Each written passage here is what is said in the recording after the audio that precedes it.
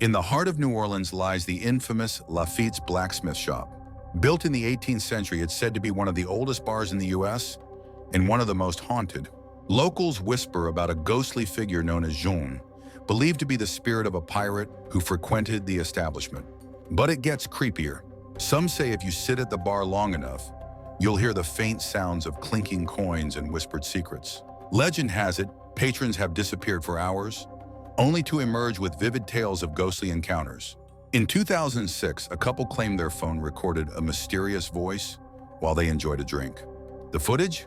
Lost. Search Lafitte's Blacksmith shop ghost stories, and you'll find a treasure trove of chilling encounters. Just be careful.